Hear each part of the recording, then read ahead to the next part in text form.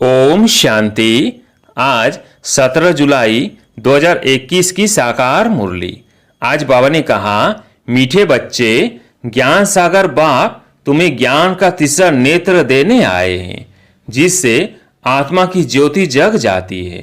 प्रश्न, बाप को करण करावनहार क्यों कहा गया है?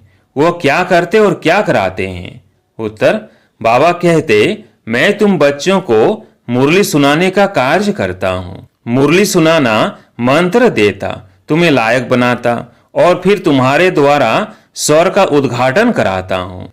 तुम पैगंबर बन सबको पैगाम देते हो। मैं तुम बच्चों को डायरेक्शन देता। यही मेरी कृपा व आशीर्वाद है। गीत है, कौन आया आज सवेरे सवेरे। ओम शांति। बच्चों ने गीत सुना। हम बच्चों को सवेरे सवेरे जगाने कौन आया है, जो हमारा तीसरा ज्ञान का नेत्र एकदम खुल गया। ज्ञान सागर परमपिता परमात्मा द्वारा हमारा तीसरा नेत्र ज्ञान का खुला है।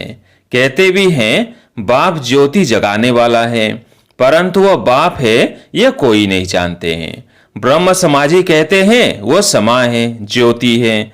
मंदिर में हमेशा वह ज्योति ही जगाते हैं, क्योंकि वह परमात्मा को ज्योति स्वरूप मानते हैं। इसलिए वह मंदिर में दीवा जगाते ही रहते हैं।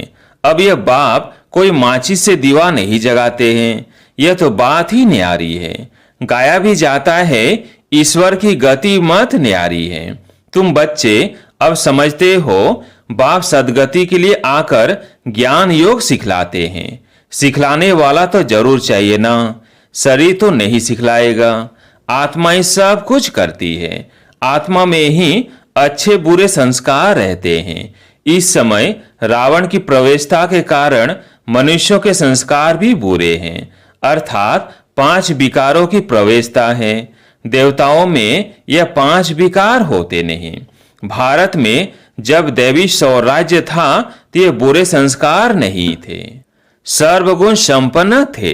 कितने अच्छे संस्कार थे देवी देवताओं के, जो अभी तुम धारण कर रहे हो। बाप ही आकर सेकंड में सर्व को सदगति देते हैं। बाकी गुरु गोसाई आदि ये तो भक्ति मार्ग में चलते आए हैं, जो एक की भी गति सदगति नहीं कर सकते। बाप के आने से ही सर्व की सदगति होती है। परम पिता परमात्मा को बुलाते ही इसलिए हैं कि आकर पतित दुनिया का विनाश कर पावन दुनिया का उद्घाटन करो, वह दरवाजा खोलो। बाप आकर गेट खुलवाते हैं। शिव शक्ति माताओं द्वारा वंदे मातरम गाई हुई है। इस समय की कोई भी माता की वंदना नहीं की जाती, क्योंकि कोई भी श्रेष्ठचारी माता नहीं है। श्रेष्ठचारी उनको कहा जाता है जो योग बल से पैदा हो। लक्ष्मी नारायण को श्रेष्ठचारी कहा जाता है। भारत में देवी देवता जब थे तो भारत श्रेष्ठचारी था। इन बातों को मनुष्य तो जानते ही नहीं, वो अपने ही प्लेन बना रहे हैं। गांधी भी राम राज्य चाहते थे। इससे सिद्ध है कि रावण राज्य है, भारत पतित है। परंतु राम राज्य स्थापन करने के लिए तो बेहद का बापूजी चाहिए, जो राम राज्य की स्थापना और रावण राज्य का विनाश करे। बच्चे जानते हैं रावण राज्य को अब आग लगनी है। सभी आत्माएं अज्ञान अंधेरे में सोए हुए हैं। तुम जानते हो, हम भी सोए हुए थे। बाप ने आकर जगाया है। भक्ति की रात पूरी हुई, दिन शुरू होता है। रात पूरी हो, अब दिन शुरू हो रहा है। बाप संगम पर आया हुआ है। बच्चों को दिव्य दृष्टि और ज्ञान का तीसरा नेत्र देते हैं, जिससे तुम सारे विश्व को जान चुके हो। तुम्हारी बुद्धि में बैठा हुआ है कि यह बना बनाया अविनाशी ड्रामा है, जो फिरता ही रहता है। अभी तुम कितना जाग गए हो। सारी दुनिया सोई हुई है। अभी तुम बच्चों को सारे विश्व के आदि मध्य अंत, मूल वतन, सूक्ष्म वतन, स्थूल वतन का पता है। बाकी सारी दुनिया कुंभकर्ण की अज्ञान नींद में सोई हुई है। यह किसको पता नहीं कि पतित पावन कौन है। पुकारते हैं, हे पतित पावन आओ। यह नहीं कहते कि आकर सृष्टि के आदि मध्य अंत का राज समझाओ। बाप कहते हैं, तुम इस सृष्टि चक्र को समझने से ही चक्रवर्ती राजा बनते हो, या से ही पावन बनते हो। यह भी जानते हो विनाश सामने खड़ा है, लड़ाई भी होनी है। बाकी कौरवों पांडवों की लड़ाई नहीं हुई। पांडव कौन थे यह भी किसको पता नहीं। सेना आदि की कोई बात ही नहीं। तुम्हारी तरफ है साक्षात पारलौकिक परम पिता, उस बाप से ही वर्षा मिलता है। तुम जान गए हो कृष्ण की आत्मा 84 जन्म भोग अब फिर बाप से वर्षा ले रही है। वर्ल्ड की हिस्ट्री यूरोपी रिपीट होती है। अब तुम बच्चों को विनाश के पहले शतोप्रधान जरूर बनना है। गृहस्थ व्यवहार में रहते कमल फूल समान पवित्र रहना है। गाया भी हुआ है भगवानुवाच, गृहस्थ व्यवहार में रहते ये एक जन्म पवित्र बनो। पास्ट इज पास्ट, यह तो ड्रामा में नूंद है। सृष्टि को शतोप्रधान बनना ही है। यह ड्रामा की भावी है। ड्रामा की भावी ऐसी बनी हुई है। सो बाप बैठ समझाते हैं।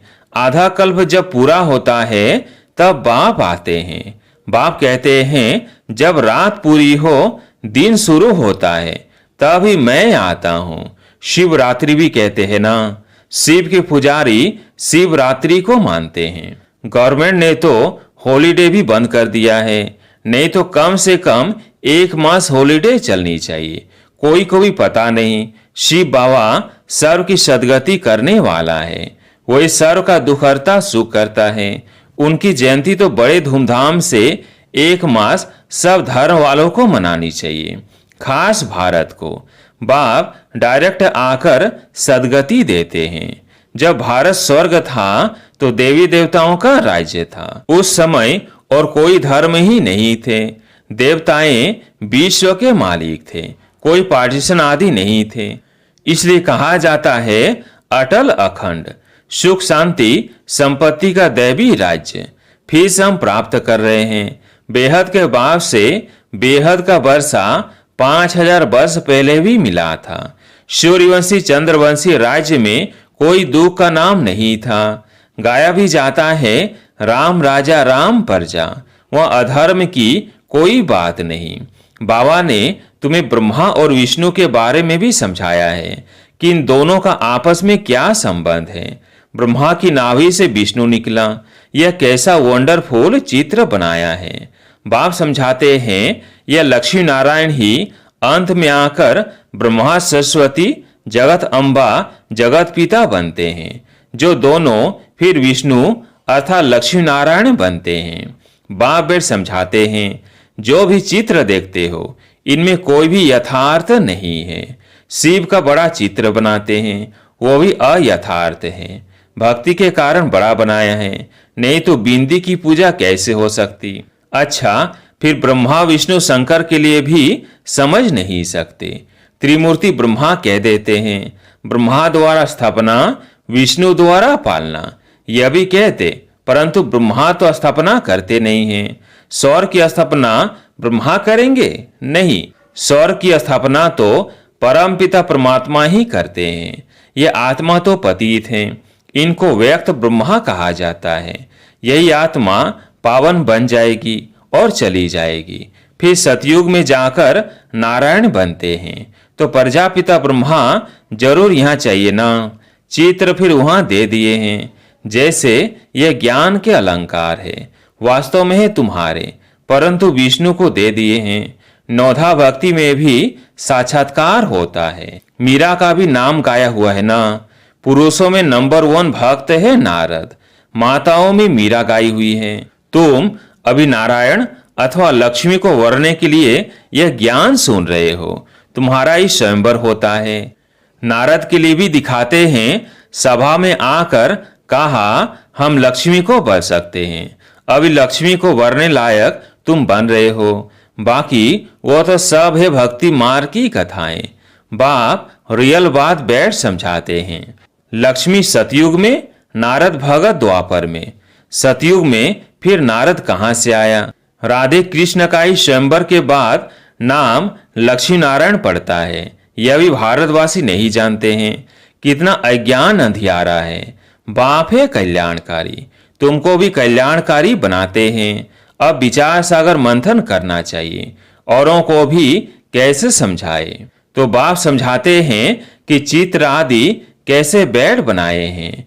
गांधी की नाभि से नेहरू निकला, अब कहाँ वो विष्णु देवता, कहाँ यह मनुष्य। इन सब बातों को तुम बच्चे अब समझते हो। नंबरवार तुमको खुशी रहती है।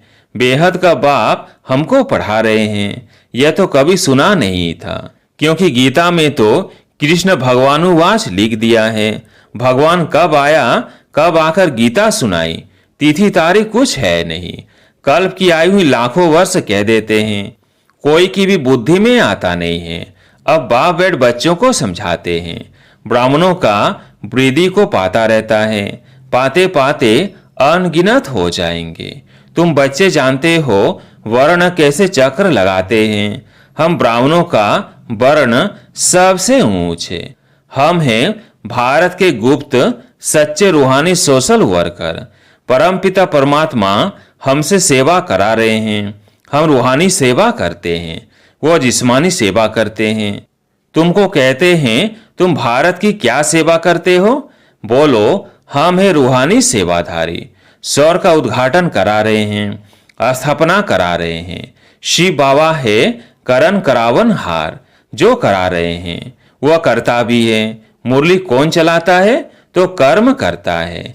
तुमको भी सिखलाते हैं कि ऐसे चलाओ। महामंत्र देते हैं मन मना भव, कर्म सिखलाया ना, फिर तुमको कहते हैं औरों को सिखलाओ। इसलिए करण करावन हार कहा जाता है। तुम बच्चे भी यही शिक्षा देते हो। बाप को याद करो और वर्षे को याद करो, यही तुम बच्चों को पैगाम पहुंचाना है। ऐसे नहीं दूसरे को पैगाम दे और खुद याद में ना रहे, फिर क्या होगा। दूसरे पुरुषार्थ कर ऊंच चढ़ जाएंगे, मैसेज देने वाले रह जाएंगे। याद का पुरुषार्थ न करने से इतना ऊंच पद नहीं पाते हैं। दूसरे याद की यात्रा से पावन बन जाते हैं। जैसे बाबा बांधलियों का मिसाल देते हैं, वह याद में जाती रहती हैं, बिगर देखे भी पत्र लिखती है। बाबा हम आपके हो चुके हैं, हम पवित्र जरूर रहेंगे। तुम बच्चों की है बाप से प्रेत बुद्धि। तुम्हारी माला बनी हुई है, विष्णु की माला और रुद्राक्ष की माला में ऊपर है मेरू। माला उठाते ही पहले फूल और 2 दाने हाथ में आते हैं, उनको नमस्कार करते हैं, फिर है माला। तुम भारत को स्वर्ग बना रहे हो, तो यह माला तुम्हारा ही यादगार है। बाप ने यह गीता ज्ञान यज्ञ रचा है, इनमें सारी पुरानी दुनिया स्वाहा होगी। बाप है मोस्ट विलवेड फादर, तुमको भविष्य के लिए सदा सुख का वर्षा देते हैं, 21 जन्म के लिए। जिन्होंने कल्प पहले वर्षा लिया है वह जरूर आएंगे, ड्रामा प्लेन अनुसार। बाप कहते हैं बच्चे सुखधाम चलना है तो पवित्र बनना है।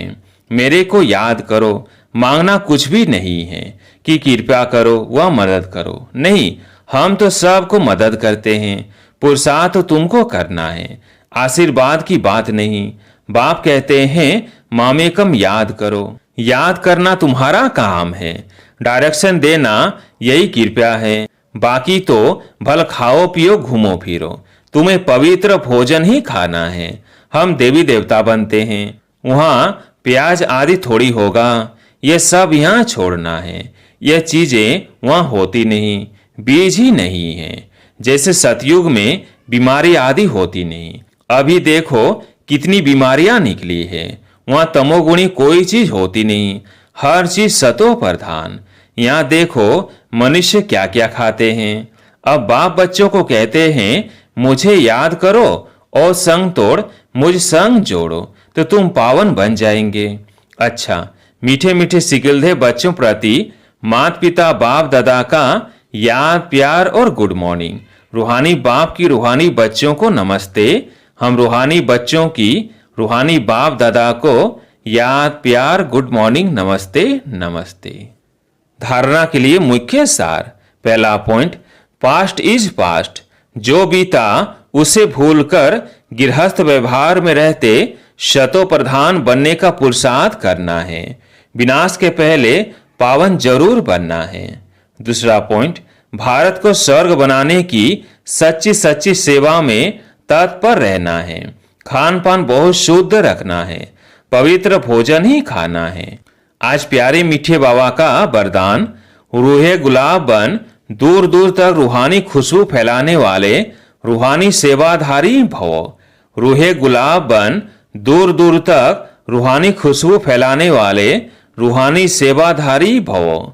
रूहानी रूहे गुलाब अपनी रूहानी प्रीति द्वारा रूहानियत की खुशबू दूर दूर तक फैलाते हैं। उनकी दृष्टि में सदा सुप्रीम रूह समाया हुआ रहता है।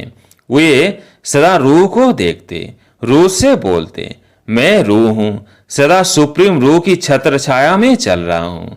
मुझ रूह का करण करावन हार सुप्रीम रूह है। ऐसे हर सेकेंड हजूर को हाजिर अनुभव करने वाले सदा रूहानी खुशबू में अविनाशी और एक रस रहते हैं। यही है रूहानी सेवाधारी की नंबर 1 विशेषता। स्लोगन, निर्विघ्न बन, सेवा में आगे नंबर लेना, अर्थात नंबर 1 भाग्यशाली बनना। निर्विघ्न बन, सेवा में आगे नंबर लेना, अर्थात नंबर 1 भाग्यशाली बनना। अच्छा, ओम शांति।